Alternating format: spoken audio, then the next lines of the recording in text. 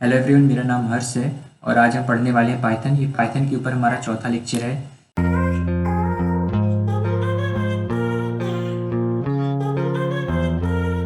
तो conditional statement होता है क्या? जो हमारा जो कोड होता है वो एक फ्लो में चलता है, पहला लाइन फिर दूसरा लाइन फिर तीसरा लाइन।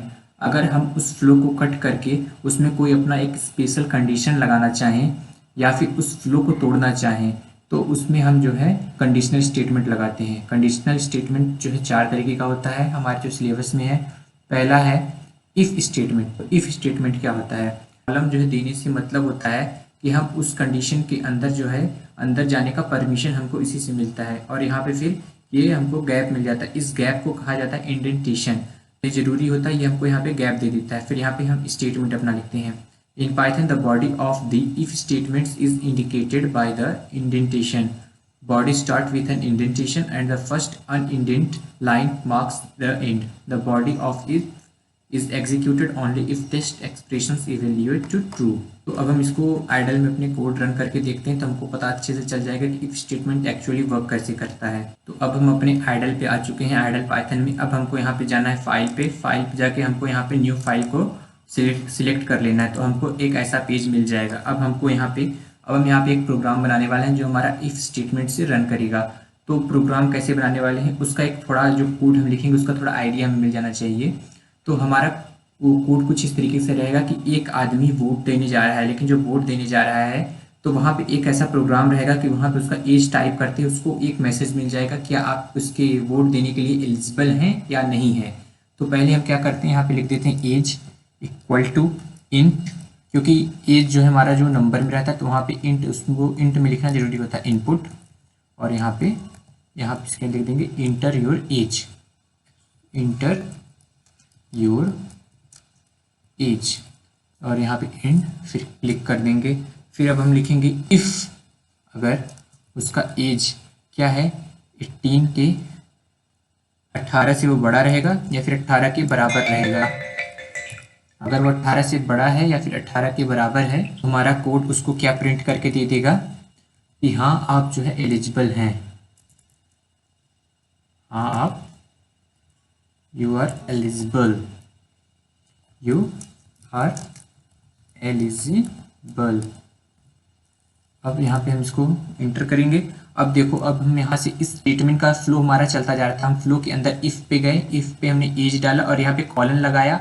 अब यहाँ पे हमको इंडेंटेशन मिला। इंडेंटेशन मतलब 4 का गैप। अगर ये हमको इंडेंटेशन नहीं दे रहा है, आप यहाँ पे टैब क्लिक करेंगे तभी भी आपको इतना गैप मिल जाएगा। फिर हम यहाँ से इससे बाहर निकलना चाहते हैं, इस जो हमारा इफ स्टेटमेंट था। अब हम यहाँ सिंपली इसको बैक करेंगे तो हम यहाँ से बाहर निकल गए हैं। अब हम प्रिंट करेंगे। प्रिंट में क्या रहेगा, this line always come, this line always come. अब देखिए, अब हमारा इसको हम समझते हैं, हमारा एज है इंट में, हमने यहाँ पे इसको नंबर दिया। अगर हमारा एज 18 या फिर 18 से बड़े हुए तो हम एलिजिबल हुए, और नहीं अब यहाँ पे स्टेटमेंट से हम बाहर निकल चुके हैं, इसलिए ये हमारा हमेशा प्रिंट होगा और ये तभी प्रिंट होगा जब हम 18 से बड़े होंगे। अब हम इसको रन करेंगे, रन मॉड्यूल। इसको हमको सेव करना पड़ेगा, सेव किसी नाम से कर लें।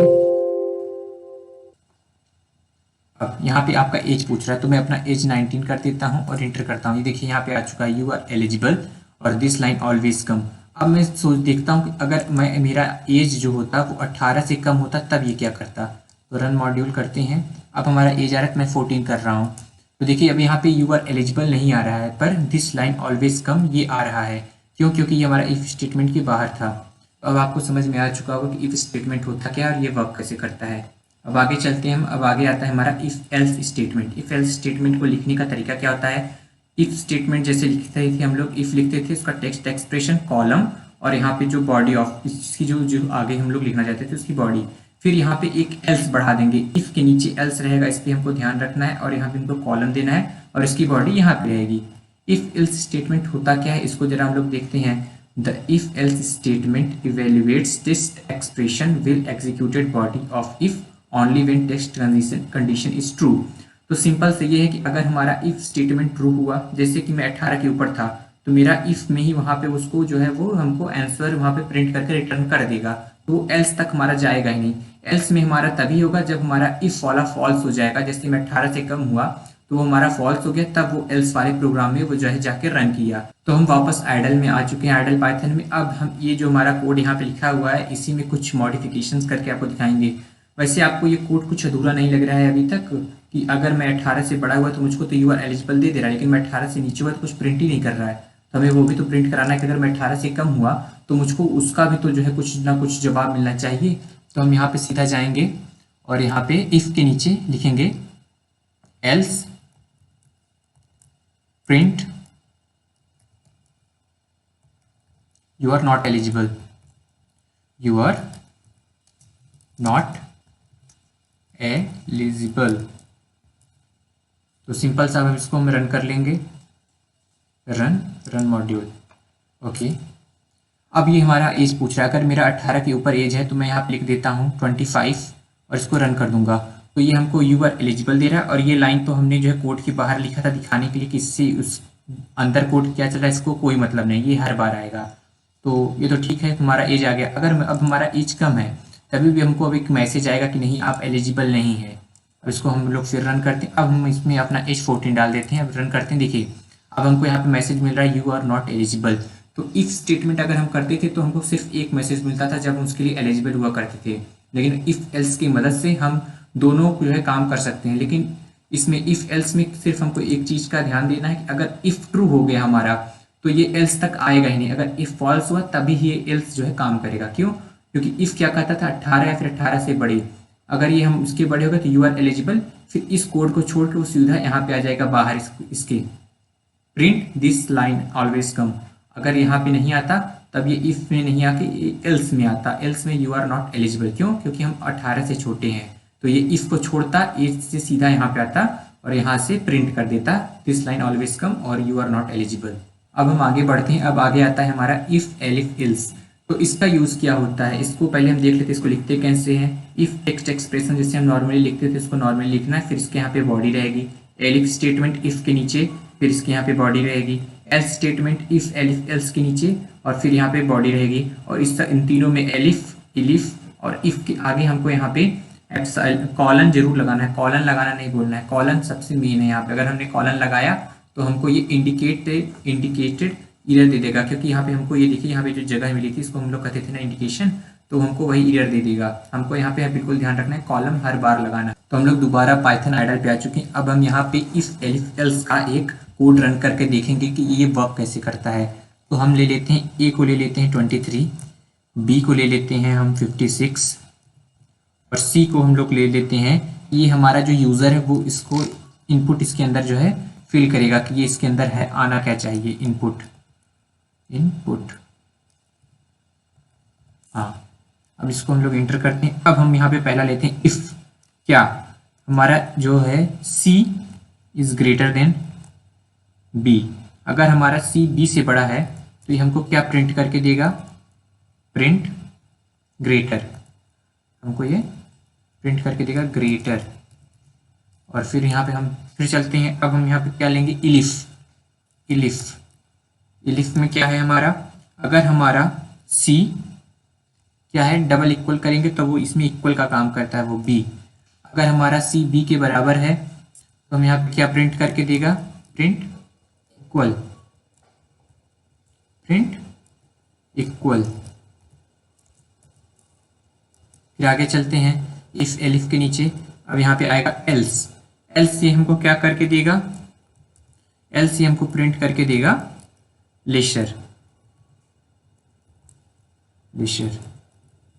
तो अब हम देख लेते हैं कि हमारा ये कोड कैसे वर्क कैसे करेगा।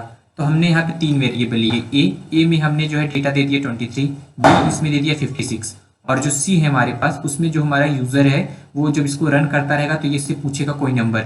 तो हमारे ये काम कैसे कर रहा है? हम यहाँ पे ले रहे हैं इफ सी हमारा जो है अगर हम बी से बड़ा लेंगे तो वो ग्रेटर देगा, सी अगर हम बी के बराबर लेंगे तो हमको इक्वल देगा, और सी अगर हम जो है बी से जो है छोटा लेते हैं तो हमको लेसर देगा। अब हम इसको सिंपल रन करके देखते हैं। रन करेंगे मॉड्यूल। अब देखिए 56 है हमारा बी, तो मैं 56 लेता हूँ और इसको रन करता हूँ। देखिए इक्वल आया। अब मैं दोबारा इसको रन करता हूँ और इसको रन किया। अब मैं जो है इससे 56 से छोटा ले लेता हूँ, 25 ले लेता हूँ, तो ये लेसर आया। अब मैं इसको रन करता हूँ दोबारा और मैं इस बार 56 से बड़ा लूँगा। 85 ले लिया, ये ग्रेटर आया। तो इफ एलिफ एल्स का हमारा काम जो है यही होता है कि हमको बताना कि अगर ग्रेटर नहीं है तो इक्वल है, इक्वल नहीं तो लेसर है। जहाँ पे कुछ ऐसे अगर इक्वेशंस आ गए हमारे पास तो ये हमको यहाँ पे मदद करता है। तो आगे आता है हमारा पाइथन नेस्टेड इफ स्टेटमेंट। इसमें सिंपल सा यही है कि हमारा अगर इफ़ के अंदर कोई एक और इफ़ यूज़ करना चाहते हैं, अगर हम इफ़ के अंदर ही इफ़ यूज़ करना चाहते हैं तो हमारा Python nested if statement use होता है वहाँ पे। लेकिन यहाँ पे देखिए हमको क्या बताया गया है, any number of this statement can be nested inside of one another. हम कितना चाहें उतनी बार इफ़ को इसमें जो है इस अपने कोड में ले सकते हैं, लेकिन indentations is the only way to figure out the level of nesting. This can be getting confused, so must be avoiding if you can.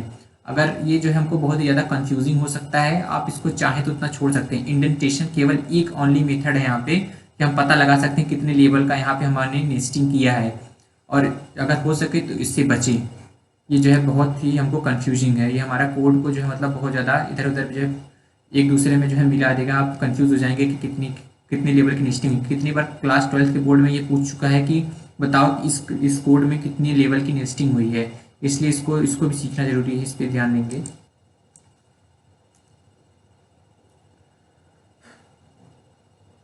अब हम देखने वाले हैं पाइथन नेस्टेड इफ स्टेटमेंट के ऊपर एक कोड और कैसे ये वर्क करता है।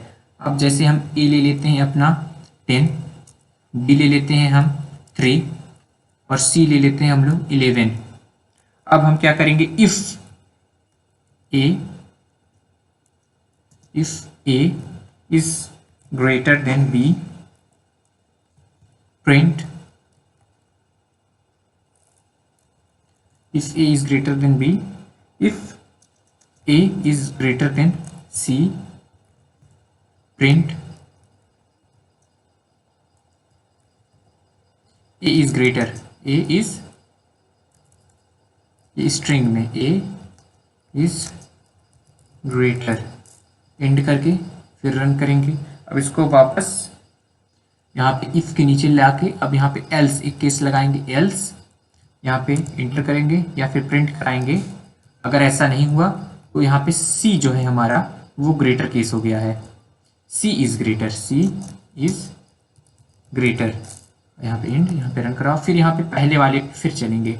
अब यहाँ पे एल्स, अगर ये दोनों मतलब if A is not greater to B, if A is not greater to C, अगर ये दोनों और C भी नहीं ग्रेटर है तब क्या कौन सा केस लगेगा हमारा, else if B is greater than C, B is greater than C, then print B is greater। तो यहाँ पे हम प्रिंट करा देंगे B is greater, B is greater, and और else अगर नहीं है, else प्रिंट, तो हम प्रिंट करा देंगे प्रिंट C is greater,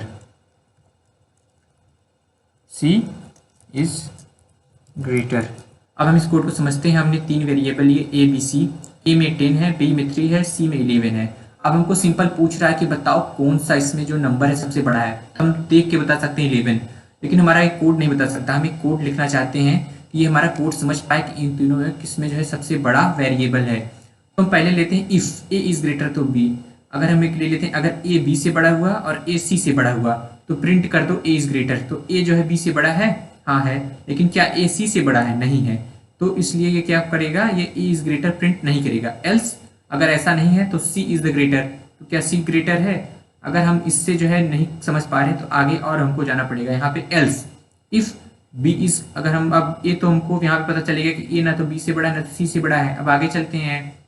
अब हमको यहाँ पे मिल गया एल्स B क्या C से बड़ा है, नहीं है। अगर नहीं है तो C जो है सबसे यहाँ पे ग्रेटेस्ट होगा। अब हम इसको रन करके देखेंगे, रन मॉड्यूल, और यहाँ पे आके हमारा C इज द ग्रेटेस्ट। तो ये हो गया हमारा नेस्टेड, क्योंकि हमने देखिए यहाँ पे इफ के अंदर इफ यूज किया है, फिर यहाँ पे इफ यूज किया है, मतलब इफ के अंदर हम अगर इफ यूज करते हैं तो उसको हम लोग नेस्टेड कहते हैं। तो अब हम आगे चलते हैं। अगर आपको ये वीडियो अच्छी लगी हो तो मेरे चैनल को सब्सक्राइब कर दीजिए और वीडियो को लाइक करना मत भूलिएगा। Thank you. Ice in my veins, I've been driving this train. Years in this lane, there's no stopping this flame. Cause I came to the game and I changed it to play how I like, rearranged it.